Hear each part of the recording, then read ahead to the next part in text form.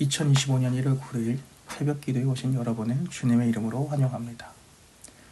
오늘 우리에게 주신 하나님의 말씀은 여호수아 7장 1절부터 15절 말씀입니다. 1절부터 15절까지의 말씀을 제가 대표로 읽겠습니다. 이스라엘 자손들이 온전히 바친 물건으로 말미암아 범죄하였으니 이는 유다 지파 세라의 증손 삽디의 손자 갈미의 아들 아간이 온전히 바친 물건을 가졌습니다. 여호와께서 이스라엘 자손들에게 진노하시니라. 여호수아가 여리고에서 사람을 베델 동쪽 베다웬 곁에 있는 아이로 보내시며 그들에게 말하여 이르시되 올라가서 그 땅을 정탐하라 하매 그 사람들이 올라가서 아이를 정탐하고 여호수아에게로 돌아와 그에게 이르되 백성을 다 올라가게 하지 말고 2-3천 명만 올라가서 아이를 치게 하소서. 그들은 소수이니 모든 백성을 그리로 보내어 수고롭게 하지 마소서 하므로 백성 중 3천 명을 그리로 올라갔다가 아이 사람 앞에서 도망하니 아이 사람이 그들을 36명쯤 쳐 죽이고 성문 앞에서부터 스바림까지 쫓아가 내려가는 비탈에서 쳤으므로 백성의 마음이 녹아 물같이 든지라. 여호수아가 옷을 찢고 이스라엘 장로들과 함께 여호와의 궤 앞에서 땅에 엎드려 머리에 티끌을 뒤집어 쓰고 저물도록 있다가 이르되 슬프도소이다. 주 여호와여 어찌하여 이 백성을 인도하여 요단을 건너게 하시고 우리를 아모리 사람의 손에 넘겨 멸망시키려 하셨나이까. 우리가 요단 저쪽을 만족하게 여겨 거주하였다면 좋을 뻔하였나이다. 주여 이스라엘이 그의 원수들 앞에서 돌아섰으니 내가 무슨 말을 하오리이까. 가나안 사람과 이 땅의 모든 사람들이 듣고 우리를 둘러싸고 우리 이름을 세상에서 끊으리니 주의 크신 이름을 위하여 어떻게 하시려 하나이까 하니 여호와께서 여호수아에게 이르시되 일어나라. 어찌하여 이렇게 엎드렸느냐. 이스라엘이 범죄하여 내가 그들에게 명령한 나의 언약을 어겼으며 또한 그들이 온전히 바친 물건을 가져가고 도둑질하며 속이고 그것을 그들의 물건들 가운데에 두었느니라. 그러므로 이스라엘 자손들이 그들의 원수 앞에 능히 맞서지 못하고 그 앞에서 돌아섰나니 이는 그들도 온전히 바친 것이 됨이라. 그 온전히 바친 물건을 너희 중에서 멸하지 아니하면 내가 다시는 너희와 함께 있지 아니하리라. 너는 일어나서 백성을 거룩하게 하여 이르기를 너희는 내 일을 위하여 스스로 거룩하게 하라. 이스라엘의 하나님 여호와의 말씀이 이스라엘아 너희 가운데에 온전히 바친 물건이 있나니 너희가 그 온전히 바친 물건을 너희 가운데에서 제하기까지는 내 원수들 앞에 능히 맞서지 못하리라. 너희는 아침에 너희의 지파대로 가까이 나아오라. 여호와께 뽑히는 그 지파는 그 족속대로 가까이 나아갈 것이요 여호와께 뽑히는 족속은 그 가족대로 가까이 나아갈 것이요 여호와께 뽑히는 그 가족은 그 남자들이 가까이 나아갈 것이며 온전히 바친 물건을 가진 자로 뽑힌 자를 불사르되 그와 그의 모든 소유를 그리하라. 이는 여호와의 언약을 어기고 이스라엘 가운데에서 망령된 일을 행하였음이라 하셨다 하라. 하나님의 말씀입니다. 오늘 우리가 읽은 본문은 크게 4가지로 요약이 됩니다. 먼저 아이성 사건의 도입을 알려주는 1절과 여리고 성보다도 더 작고 약한 아이성 전투에서의 패배가 기록되어 있는 2절에서부터 5절의 말씀, 그리고 하나님을 향한 여호수아의 탄원인 6절과 9절, 마지막으로 여호수아의 이 탄원에 응답해 주시는 하나님의 말씀인 10절과 15절입니다. 이스라엘은 먼저 감히 이기지 못할 여리고 성과의 전쟁에서 승리했습니다. 이스라엘 백성이 여리고 성과의 전쟁에서 승리할 수 있었던 이유는 이스라엘이 유능해서 승리한 것이 아닙니다. 오로지 이스라엘과 함께 해주시는 하나님의 능력 때문에 그들은 승리했습니다. 하지만 오히려 이스라엘은 모든 광야 시대에서도 그렇듯 하나님의 능력을 의심했습니다.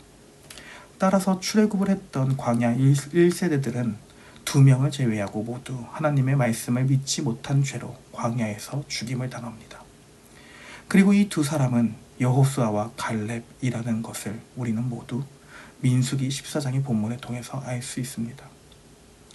그렇다면 모두가 죽었는데, 광야에 있었던 모두가 죽었는데 이 둘은 왜 죽지 않았던 것일까요? 바로 하나님의 말씀을 믿었기 때문입니다. 그들은 세상이 볼 때는 불가능해 보이는 그 모든 일들도 하나님께서 약속하셨기 때문에 하나님이 일해 주실 것을, 하나님의 그 약속을 믿은 것입니다. 따라서 여호수아와 갈렙, 그리고 그 광야에서 태어난 그 2세대들은 요단강을 건너 이기지 못할 여리고성과의 전쟁에서 하나님의 도우심으로 승리를 했습니다. 그러나 이 전쟁에서 승리 후에 문제가 생깁니다. 오늘 본문의 2절에서부터 5절의 이야기를 보면 아이성과의 전투에서 패배합니다. 그들이 패배하게 되는 이유는 두 가지입니다. 첫째는 바로 아간의 범죄이고, 둘째는 바로 이스라엘 공동체, 그 백성들의 죄가 있게 됩니다. 먼저 오늘 본문에서 하나님은 진노하셨다라는 말로 1절을 시작합니다. 하나님께서는 아간의 범죄로 인해 진노하셨습니다. 아간은 하나님께 바쳐져야 할 온전히 바쳐진 그 제물에 손을 댑니다. 사실 이 아간의 행위는 단순한 도둑질이 아닙니다. 아간의 이 행위는 하나님의 주권을 인정하지 않는다라는, 즉 아간이 한 이 도둑질의 행위를 넘어서서 결국에는 하나님의 말씀, 하나님의 언약을 어기면서 우상 숭배를 하는 것과 동일하다라는 것을 오늘 본문은 말하고 있습니다. 아간은 하나님을 왕으로 인정하지 않고 우상을 섬기는 행위하는 것을 도둑질이라는 행위를 통해 결국 나타내는 것입니다. 그리고 이 아간의 잘못을 결국엔 공동체의 잘못으로 간주가 됩니다. 성경은 늘 신자들을 향해 성도, 즉 거룩한 무리라는 언약의 공동체성을 강조합니다. 따라서 아간을 소개할 때도 아간의 증조 할아버지까지도 함께 소개가 됩니다. 이러한 연대성은 구약에서만 나타나는 것이 아니라 신약에서도 동일하게 나타납니다. 예수님은 신약의 성도들을 향해 포도나무와 가지를 말하며, 사도 바울도 몸과 머리라고 말을 하며 이 언약의 공동체성을 말합니다. 그렇게 언약 공동체는 모든 구성원들이 서로 연결되어 있습니다. 이는 결국 몸의 어느 한 부분이 불편하면 우리의 모든 신체가 함께 고통받는 것과 마찬가지입니다. 따라서 우리 공동체 안에 있는 어떤 한 사람의 잘못은 단순히 그 사람만의 잘못이 아닙니다. 우리는 그 잘못된 행동을 하고 있는 그 성도를 모르는 척하는 것이 아닌 그 성도를 위해, 그 성도를 교정하려고 하거나 혹은 그 성도를 위해 기도해야 하는 것입니다. 결국 아간의 범죄는 공동체의 범죄가 됩니다. 그리고 또한 오늘 본문의 이스라엘 공동체도 잘하고 있지는 않습니다.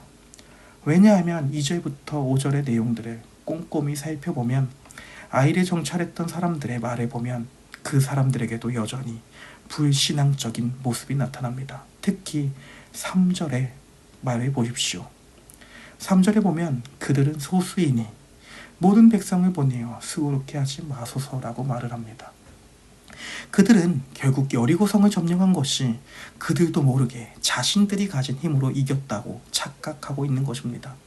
즉 전쟁은 그들을 인도하고 그들의 왕인 하나님께 달려있는 것이 아니라 내가 잘나서 여리고성을 이겼다라고 착각해버리고 있는 것입니다. 따라서 결국 그들이 진멸해야 하는 가나안 민족에게 전쟁을 패배합니다. 마치 하나님의 백성들이 이방인처럼 전략된 것입니다. 하나님의 백성이라는 정체성은 어디 있습니까? 우리에게 있지 않습니다. 오로지 하나님의 백성이라고 하는 정체성은 하나님의 주권적인 뜻과 은혜, 그리고 그 말씀 안에 우리가 있어야만 하는 것입니다. 하나님은 무조건적으로 자신의 백성을 용납하지 않습니다. 하나님의 백성은 그 말씀을 기준으로 삶을 살아야 하는 것을 보여줍니다. 아간도 그렇고 결국 이스라엘 공동체도 이를 망각하고 있는 것입니다. 따라서 이렇게 이로 인해 전쟁에서 패배한 여호수아는 하나님을 향해 호소합니다. 그리고 뭔가 굉장히 불신앙적인 말을 하는 것처럼 보입니다. 우리가 요단을 건너오지 않았더라면 이라는 말을 합니다. 하지만 이 질문은 근본적으로 불신앙이 담긴 질문이 아닙니다. 오히려 여호수아가 하나님을 향해 하는 이 탄원은 주의 크신 이름을 위하여 어떻게 하시려 하나이까? 라는 질문을 합니다. 한마디로 여호수아는 하나님, 우리가 이 전쟁에서 패배한 일로 인해 하나님께서 조롱당하면 어떻게 합니까? 라고 하는 그 질문인 것입니다. 여호수아는 철저히 하나님 중심적인 삶을 살아가는 것입니다. 이것이 바로 이스라엘 백성이 보여주어야 하는 거룩인 것입니다. 거룩은 하나님 안에 있을 때에만 비로소 거룩해지며 이로 인해 전쟁에서 승리를 합니다. 따라서 오늘 본문의 죄는 단순히 아간 한 사람의 범죄를 말하는 것 같지만 하지만 결국엔 이스라엘 전체가 하나님 앞에서 범죄하고 있다라는 언약의 공동체성을 동시에 말하는 본문입니다. 그리고 이 공동체 가운데 하나님께서는 여호수아에게 하나님을 제대로 믿지 못해 일어나게 된 모든 범죄 행위들을 교정하라고 말합니다. 하나님을 제대로 믿지 못하니 또한 하나님을 제대로 알지 못하니 하나님께 바쳐진 물건을 도둑질합니다. 즉 그들 안에 있는 죄를 제거하라고 하나님은 말하고 있는 것입니다. 따라서 신명기 13장 5절에서는 너희 중에서 악이나 죄를 제거하라는 명령이 나옵니다. 한마디로 거룩해야만 하는 제사장 같은 나라인 이스라엘 가운데 죄를 제거해서 다시금 하나님과 함께 동행할 수 있도록 거룩하여지라 라고 말을 하는 것입니다.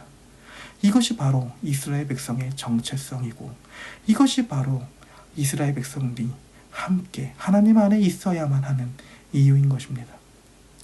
사랑하는 여러분, 죄가 왜 무서울까요? 죄는 우리를 오염시켜서 하나님과 분리되게 만듭니다. 우리는 하나님과 교제하며 매일의 삶에서 일용할 양식을 먹여주시는 하나님과 기쁨으로 삶을 살아야 합니다. 그러나 죄는 하나님과 우리의 사이에 교제를 끊고 단절을 불어옵니다. 왜냐하면 거룩하신 하나님께서는 죄와 동행하지 못하시기 때문입니다. 아간이라고 하는 그 사람의 범죄는 결국에 아담의 범죄를 생각하게 만듭니다. 한 사람으로 말미암아 공동체 가운데에 죄가 들어옵니다. 그러나 마찬가지로 한 사람이 죽음으로 말미암아 우리는 또 의롭다 여김을 받습니다. 이는 모두 언약 공동체 안에서, 즉 교회 안에서 이루어지는 하나님의 사역입니다. 함께 형제 자매된 우리들이 늘 하나님이 부른 그 공동체 안에서 정말로 우리를 위해 죽어주신 한 사람이신 그 그리스도를 말미암아 그를 믿음으로 말미암아 의롭게 된 복음을 바라보며 우리에게 언약 공동체를 허락하신 그 하나님의 일하심을 또한 보며 살아가는 우리 모두의 하루가 되길 간절히 소망합니다. 함께 기도하겠습니다. 하나님께서는 우리를 혼자 두지 아니하시고 늘 공동체 가운데 우리를 불러 모으십니다. 그렇게 거룩한 무리인 성도로 만드시고 우리에게 열린 비전교회라고 하는 그 믿음의 언약 공동체를 허락하셔가지고 그 공동체와 함께 매일의 삶을 살아갑니다.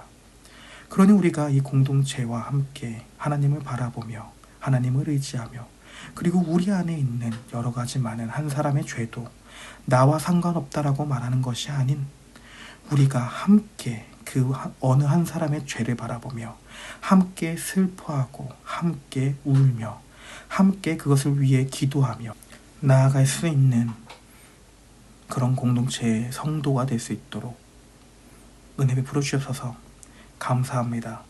예수님의 이름으로 기도합니다. 아멘.